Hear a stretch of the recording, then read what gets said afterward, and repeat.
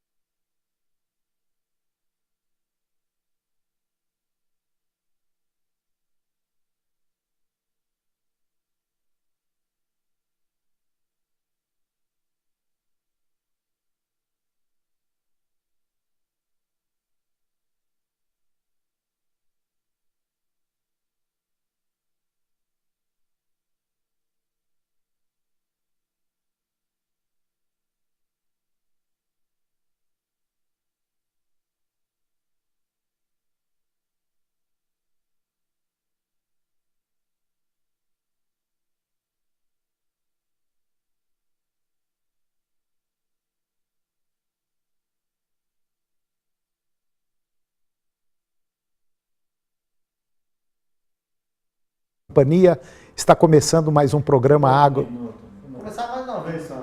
É o pastor ainda, tá pagando. O pastor deixou o copo d'água derrubar. Tem que encher de novo. Gente, eu só gravo mais umas 6 vezes, viu?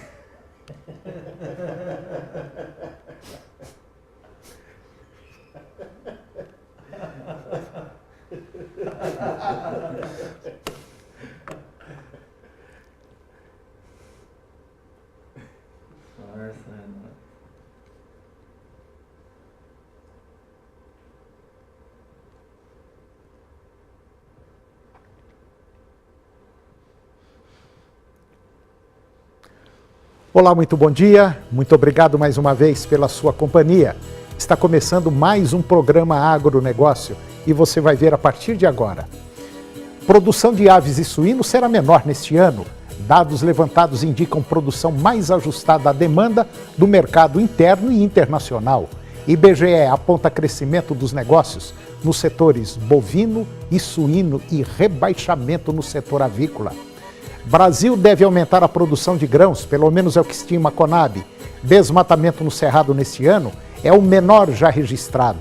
O programa Agronegócio está começando.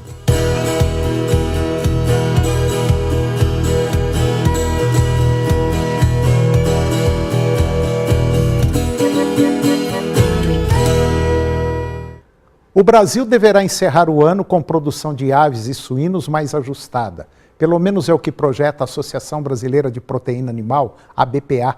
Segundo o levantamento feito pela associação, a produção de carne de frango ela deverá totalizar neste ano 12,8 milhões de toneladas, volume 1,7% inferior às 13 milhões de toneladas produzidas no ano passado. Em relação às exportações, o segmento deverá encerrar o ano com redução. O total de 4 milhões de toneladas, volume 5% menor em relação às 4,3 milhões de toneladas exportadas no ano passado. Com uma oferta interna de 8,7 milhões de toneladas, o consumo per capita, quer dizer, por pessoa, de carne de frango tende a crescer 0,6%, chegando a 41,8 quilos em 2018. Uma outra retração deverá apresentar a produção de carne suína. O índice de retração, quer dizer, de queda, de 3,2%, alcança 63 milhões de toneladas, frente a uma oferta interna de 3 milhões de unidades. O consumo per capita, quer dizer, por pessoa de carne suína, deverá ser de 14,3 quilos neste ano, 2,6% menor que o consumo registrado no ano passado. A cotação da arroba do boi gordo já ultrapassou os R$ 150 em São Paulo, referência que não se via desde a virada do mês entre setembro e outubro. Em São Paulo, a arroba do boi gordo foi negociada ao redor de R$ 150,50 à vista, livre de fundo rural. Isso no último dia 14, o que representa uma alta de 1,4% nesta primeira quinzena de dezembro. Apesar das escalas dos frigoríficos paulistas estarem relativamente alongadas, os dias sem abate no fim de ano ajudaram a esticar o calendário das programações. A demanda firme do setor varejista estimula a compra de boiadas. Na última sexta-feira, por exemplo, foi um dia de alta da carne com osso e a carcaça chegou no maior preço nominal da série histórica. O quilo do boi de animais castrados está cotado em R$ 10,37. Essa alta ela fez com que a margem do mercado atacadista de carne com osso chegasse a 20,2%, somente 2 pontos percentuais de distância das indústrias que vendem a carne desossada.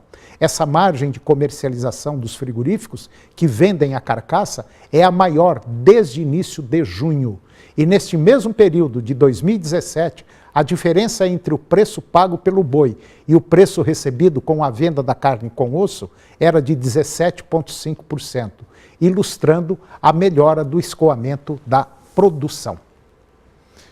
O mercado de frango vivo ficou estável na última semana. A ave terminada segue cotada em média R$ 3,00 o quilo. Já no mercado atacadista, as vendas vêm acontecendo em bom ritmo e os preços tiveram valorização de 2,9% no período. A carcaça está sendo comercializada em média R$ 4,32 o quilo. Apesar da melhora nas cotações no mercado atacadista neste período, nós temos que considerar a competitividade com os produtos natalinos, por exemplo, o peru. Para os próximos dias, os preços deverão se manter firmes, segundo o IBGE. O abate registrou queda de 3% de janeiro a setembro deste ano, frente a igual período do ano passado. E agora vamos ver como anda o tempo para hoje no estado de Goiás. Para a maioria dos municípios, nós deveremos ter hoje tempo parcialmente nublado, sol entre poucas nuvens. Anápolis, Porangatu e Ceres poderá ter chuvas isoladas, muitas nuvens com curtos períodos de sol. Vamos conferir agora a temperatura para os principais municípios produtores de Goiás. Porangatu, 33 a máxima e 21 a mínima. Campos Belos, 35 a máxima e 21 a mínima. Ceres, 30 a máxima e 20 a mínima. Lusiânia, 30 a máxima e 18 a mínima. Jussara, 32 a máxima e 22 a mínima. Anápolis, 28 a máxima e 18 a mínima. Acreúna, 30 a máxima e 20 a mínima. Quirinópolis, 31 a máxima e 20 a mínima. Jataí, 31 a máxima e 19 a mínima. E Ipameri, 30 a máxima e 18 graus a temperatura mínima. E depois do intervalo, você vai ver que a Conab estima aumento na produção de grãos no Brasil. Vai ver também que a alta demanda pelo crédito rural nesta safra pode colocar em risco a oferta do próximo ano. E vamos falar também sobre pastagem, um tema muito importante que vai para quem vai reformar ou implantar uma pastagem. Eu volto já.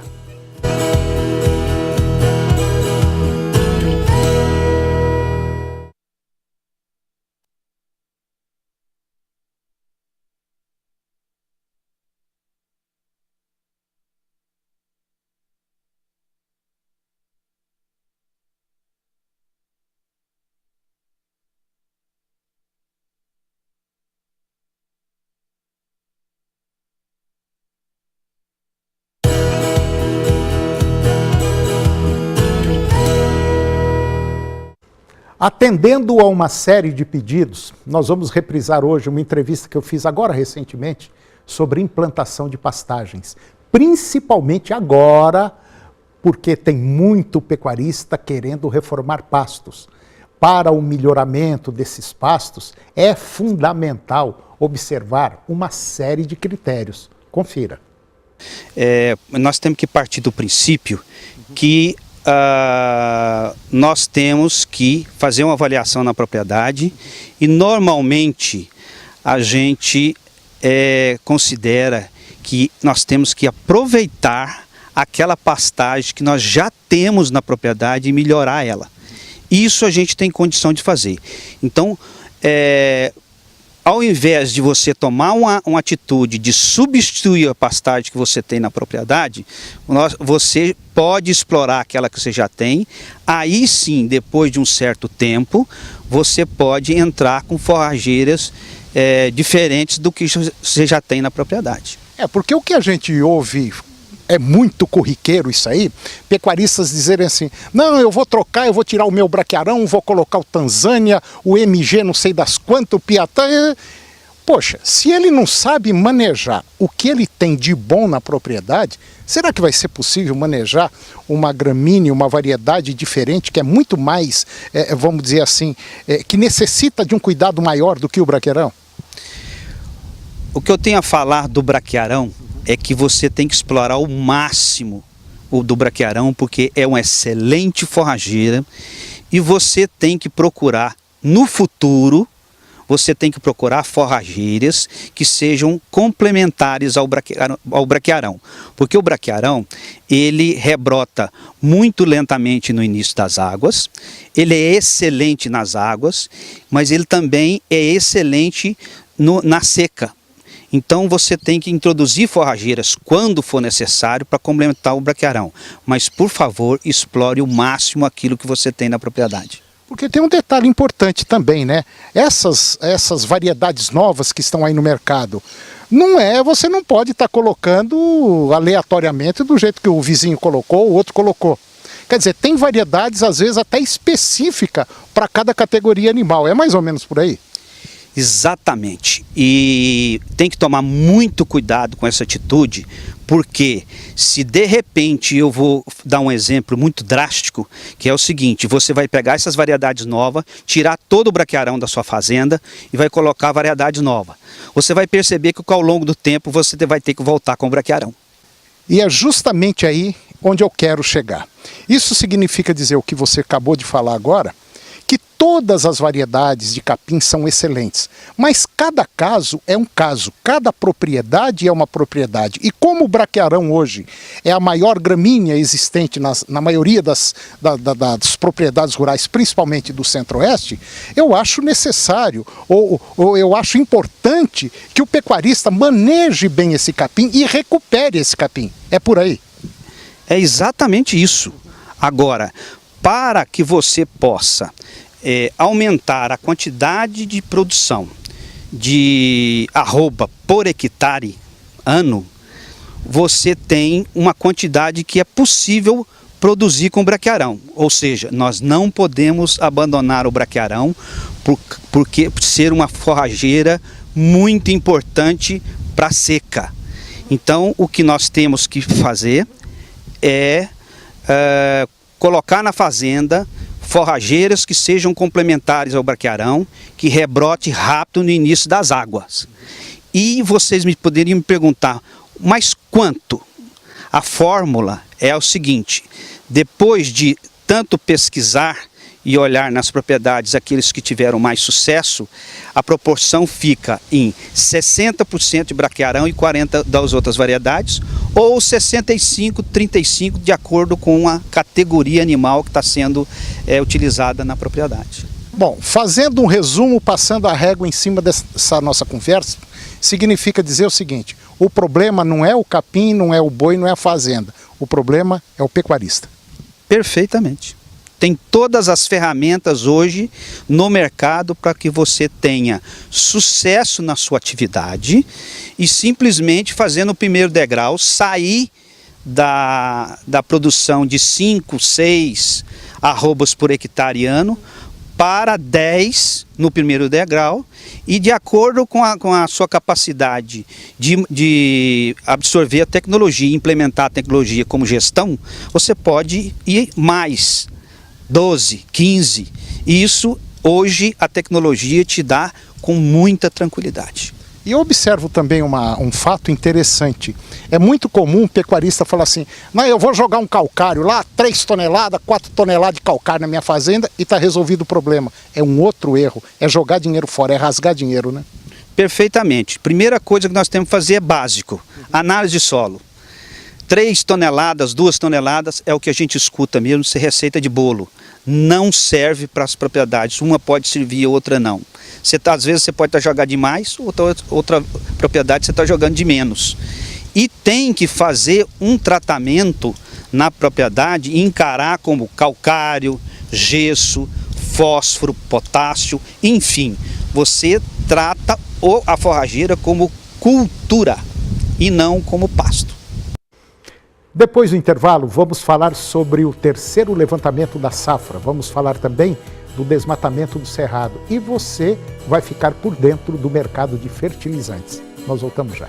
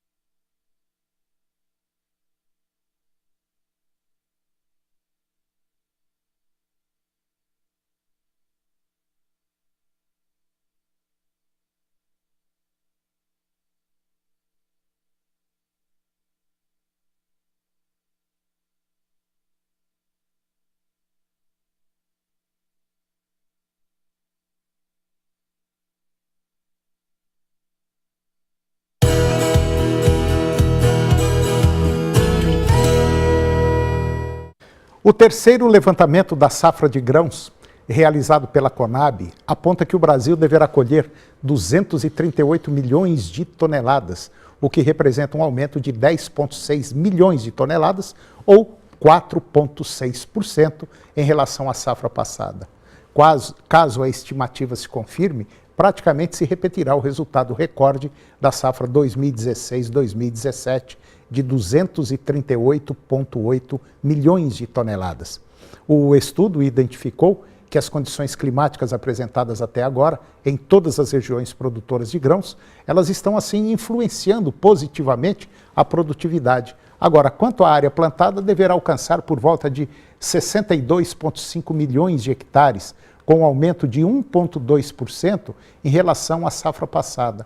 O que explica este acréscimo é o aumento de área para as culturas do algodão e também da soja.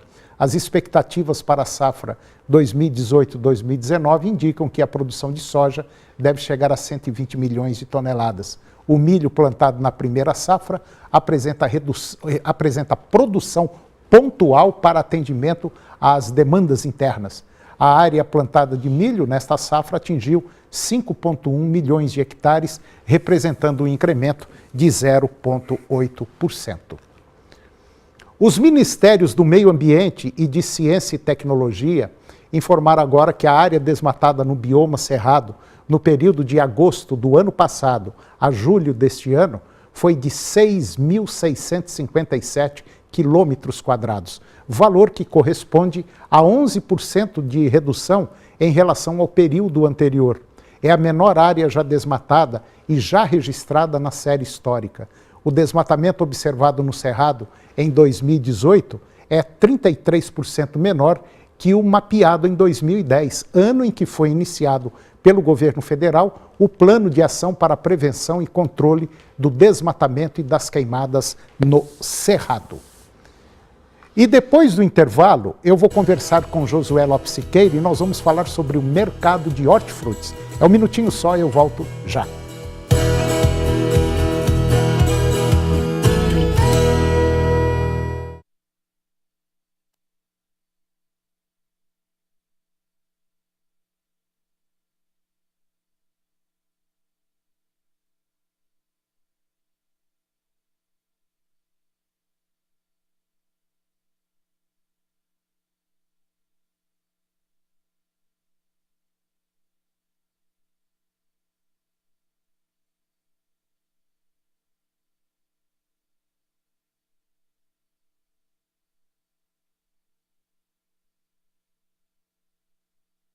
Nozes. Semo. Semonoses. Agora faz o seguinte, puxa o colarinho para ficar fora da gravata, fora do colarinho. Peraí. Puxa a gravata. Ah, não. A camisa. Pega nela assim. Senão fica um negócio muito feio. Ajeitou aí? Agora botou o de cima. Isso aí, tem que dar uns... Não, você não pode chegar aqui de qualquer jeito não, meu filho. Você não é caixa de cebola que veio lá do...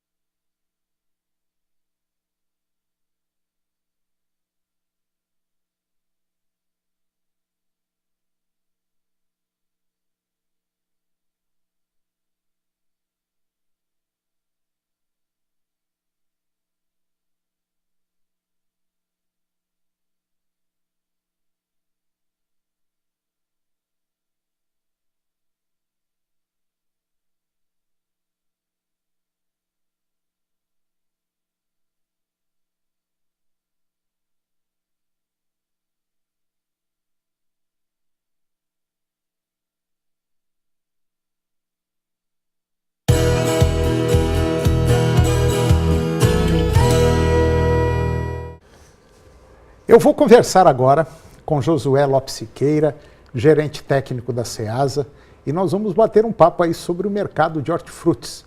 O Josué está voltando de férias, descansou e trouxe assim os preços tudo em cima.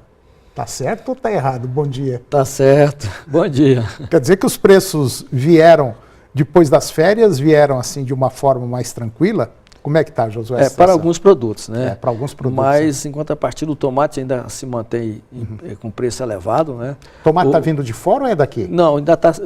De fora está vindo pouco ainda, né? Deve entrar mais lá para final de fevereiro, março, que vai entrar mais tomate de fora. Mas, no momento agora, o tomate que está vindo de fora está sendo pouco, né? Agora, a cebola deu uma salgada, né, Josué? Cebola subiu, né? A batatinha também subiu, né? A batatinha hoje já já ultrapassou a casa dos R$100, né? Da mesma forma o tomate, né? Já teve picos, né? Porque a gente também trabalha com vendo o referencial do preço máximo, né? Hoje deu preço máximo de até 120, mas o mais comum ficou em torno de R$100, né? Agora, tem uns produtos, Josué, que utiliza muito nessa época de final de ano, né? É alho, cebola, tomate, né? E tem uns produtos que realmente agora ele levanta voo, né? Sim, exatamente. O pessoal já sabe o que usa mais, então? Exato, mas a questão não da cebola e tudo mais, são são as situações não em função dos final de ano, mas um período já é reflexo da chuva e algumas quedas de produção em algumas regiões, né? Agora, tem um detalhe, nós estamos no final de ano. Queira ou não, o consumo aumenta um pouquinho. Sempre aumenta um pouquinho. Na sua visão, em relação ao ano passado, e comparando com esse ano agora, está mais ou menos pau a pau? Como é que está? Isso considerando o foco das frutas finas, né? Chamadas frutas finas ou as frutas natalinas, né? Que compõem aí a ceia de Natal, né? Comparado ao ano passado, nós temos uns preços que estão equilibrados. Alguns produtos subiram, outros baixaram, né? Então, o consumidor ele não precisa ficar preocupado, porque vai ter o produto, né? Os produtos típicos do período, né? E os preços também estão bem acessíveis também, né? Como eu disse, está equilibrado comparado ao ano passado. Bom, vamos lá ver cotação no mercado. Nós temos aí, por exemplo, esses produtos, repolho, abóbora japonesa, abobrinha verde, chuchu, jiló, pepino colonião, pepino comum, de maneira geral, com exceção do jiló, que está R$30 a caixa, o restante... Ah, e o repolho também? A abobrinha verde. É, a abobrinha verde. A abobrinha verde também ela salgou, né? Salvou. Está salgada, né? Então, de maneira geral, a maioria caiu de preço, né, José? Caiu sim. É um negócio interessante isso aí, né? Mas aí, no caso do repolho, o preço está excelente para o produtor. Para o produtor, né? Tá salgado aí, né? Então aí, no caso a abóbora japonesa está tranquilo, o preço está normal. A abobrinha verde já está salgada a R$50, né? Quer dizer, comer uma abobrinha com ovo e farofinha tá meio salgado o preço. Ficou salgada, né? Vamos ver se... E ela tem mantido esses dias aí, nesse patamar aí, né? Agora, tem outra listagem de preço também. Por exemplo, quando você pega pimentão, quiabo, tomate R$100 a caixa. Pois é, esse tomate aí, nessa cotação aí, o preço máximo atingiu até 120. Esse R$100 é o preço que foi mais praticado, né? Mas teve uns picos aí de até R$120. Né? Aí cebola 60 conto, hein? Beterraba R$40. Agora a batatinha, né, teve um pulo bom, né? Mas a batatinha também é questão de chuva, né, José? Sim, exatamente. Para colher é complicado, né? Então aí ela teve também por muito tempo e vários meses com os preços lá bem abaixo do normal, né? Agora chegou o momento dela dar aquela reagida, né? Cebola também reagiu, né? R$60. A cebola está vindo de fora ou é daqui? Não, ainda está sendo a nacional ainda. A nacional, por né? enquanto, né? Bom, previsão para daqui até o ano novo. Bom, nesse período agora de festa natalina, o foco maior do consumidor vai ser para as frutas finas, né? E eles vão deixar um pouquinho de lado as hortaliças, com exceção de algumas, no caso do tomate, claro. Mas no geral, elas devem se manter também com preços baixos, não vão levar, né? E só a partir de janeiro que a gente vai começar a ver, e claro, depende também da situação climática. Se começar a chover demais também, pode esperar também a pancada. A pancada, né? Porque é um período de tempo instável, né? E essa instabilidade do tempo reflete imediatamente também no mercado, né? Na produção e, logicamente, consequentemente, no mercado, né? Tá certo, Josué. Tá bom. Então, você que vai preparar sua ceia de Natal, fica aí esperto, porque os preços não estão assim muito fora do esquadro. Josué, muito obrigado mais uma vez e até o próximo. Se Deus quiser, até o próximo. E o agronegócio de hoje chegou ao fim e eu termino com a seguinte frase: mais do que máquinas, precisamos de humanidade. Mais do que inteligência, precisamos de afeição e doçura. Sem essas virtudes, a vida será de violência e tudo estará perdido. Um grande abraço, um bom dia e até o próximo programa.